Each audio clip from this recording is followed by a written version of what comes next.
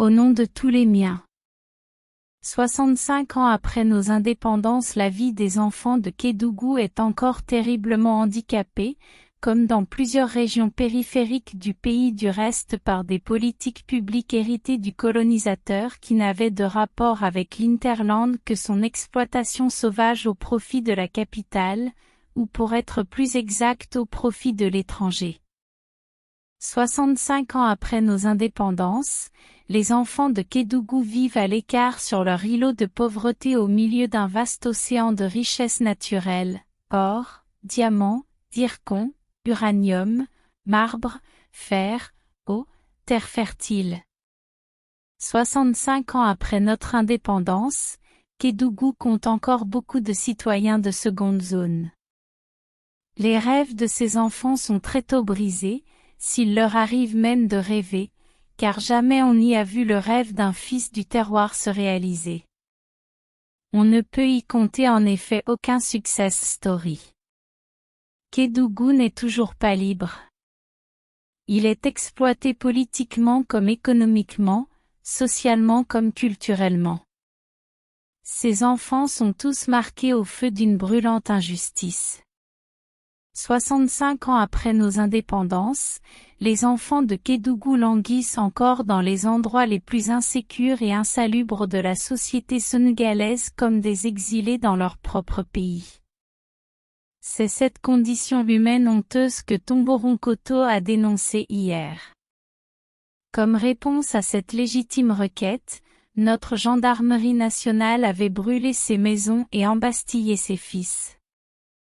Aujourd'hui, c'est au tour de Kosanto de dénoncer cette flétrissure sociale en protestant contre la modification d'un arrêté préfectoral, fixant la composition et le fonctionnement des commissions de recrutement de la main-d'œuvre locale non qualifiée par les entreprises minières. Pour rappeler que l'impunité est la valeur la mieux partagée dans le pays, cette même gendarmerie sans aucun problème de conscience ni de regret a préféré célébrer l'anniversaire du 11 septembre 2001 en versant ce 11 septembre 2023 le sang d'innocents citoyens qui ont seulement commis le crime de refuser de donner la haute main à l'administration territoriale sur les processus de recrutement, au détriment des villageois qui présidaient eux-mêmes les commissions pour plus d'inclusion et d'équité. On parle bien d'emplois non qualifiés, mais hélas. Il fallait aussi leur arracher ces morceaux de pain de la bouche. Et qui pose cet acte inique et injuste? Notre État itself. Vous le verrez très prochainement amuser la galerie en affectant vers une autre périphérie le commandant de brigade ou le préfet en guise de sanction, mais de qui se moque-t-on? Les instructions du commandant comme du préfet ne sont que les conséquences d'une cause plus profonde de malgouvernance et de pénurie criarde d'éthique dans le pays. Regardez combien deviennent de plus en plus ridicules certains arrêtés de notre administration. Ils cassent en effet l'État, infantilisent nos institutions et installent le pays dans une crise de confiance, de méfiance et de défiance de nos institutions. Quand on fait chanter l'hymne aux enfants des périphéries, quand on leur parle de la République, quand on leur explique la devise du pays, un peuple, un but, une foi, on leur fait croire qu'ils sont eux aussi héritiers des vaillants devanciers et qu'ils peuvent donc devenir comme eux ou même les surpasser. La République leur faisait la promesse que tous les enfants, de quelque région qu'ils puissent être, auraient la garantie que les droits inaliénables de la vie, de la liberté et de la quête du bonheur leur étaient assurés. Il est évident aujourd'hui que l'État du Sénégal a manqué à ses promesses à l'égard de ses citoyens des périphéries. Au lieu d'honorer son obligation sacrée, l'État et surtout le gouvernement actuel a délivré au peuple des périphéries un mensonge d'État. Il n'y aura ni repos ni tranquillité dans le pays jusqu'à ce qu'on ait accordé aux citoyens de chaque région ses droits de citoyens. Les tourbillons de la révolte comme aujourd'hui à Kosanto, hier à Tomboronkoto, avant-hier à Ngor, ne cesseront d'ébranler les fondations de notre nation jusqu'à ce que le jour éclatant de la justice apparaisse. Les tourbillons seront encore plus dangereux dans des régions périphériques telles que Kédougou qui constitue la frontière naturelle de notre pays avec des pays déjà déstabilisés par le terrorisme. Faites des routes. Construisez des usines pour les riches, mettez partout des immeubles, forcez-les à devenir vos électeurs, sachez néanmoins qu'ils ne seront jamais satisfaits aussi longtemps que les enfants de Kédougou seront les victimes d'indicibles horreurs de la brutalité policière.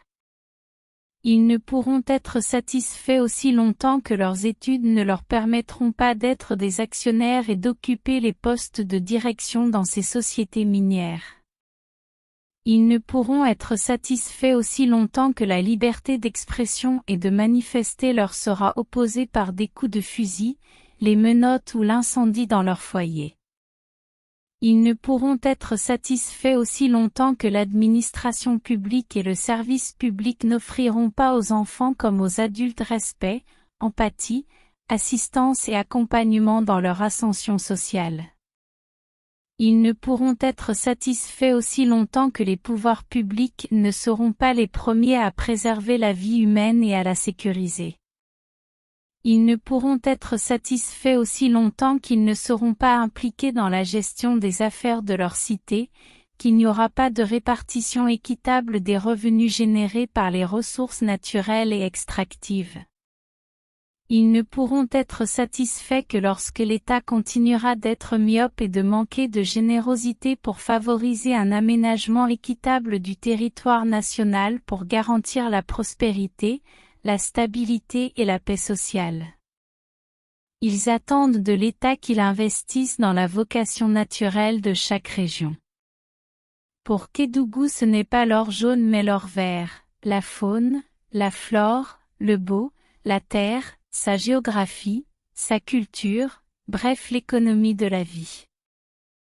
Non, ils ne seront pas satisfaits et ne le seront jamais, tant que le droit ne jaillira pas comme l'eau, et la justice comme un torrent intarissable. Non, ils ne seront pas satisfaits parce qu'on a abrogé l'arrêté préfectoral. Ils exigent plus, qu'on abroge aussi cette mentalité des hommes qui nous gouvernent et qui ont eu l'outrecuidance de proposer de tels textes. Non, ils ne seront pas satisfaits et ne le seront jamais, tant que les personnes qui les tuent quand ils manifestent conformément à leur constitution ne sont pas identifiées, démasquées et traduites devant la justice. Qu'une enquête sérieuse et indépendante soit donc urgemment diligentée pour situer les responsabilités et édifier les Sénégalais sur cette sordide histoire qui comme un phare remet une lumière vive sur les errements de nos politiques publiques et des hommes qui les portent. Pour une fois on espère avoir un rapport d'enquête transparent qui sera rendu public. Pour une fois on espère comme dans les grandes démocraties que peut-être les conclusions de l'enquête amèneront le gouvernement à condamner le gouvernement, l'État à condamner l'État. Au nom de tous les miens, n'est-il venu le temps d'organiser les assises nationales des forces de l'ordre compte tenu des abus constatés ces dernières années et dans le but ultime de les réconcilier avec leur mission première qui est de servir les Sénégalais. En effet, les opérations de maintien de l'ordre sont régulièrement accompagnées de pertes en vie humaine. Pour finir, je m'incline pieusement devant la dépouille des personnes mortes à Kosanto et je présente mes sincères condoléances à leurs familles. J'exprime toute ma compassion et toute ma peine aux personnes blessées et aux personnes dont les biens ont subi des dommages. Moustapha Guirassy, président du Parti 7.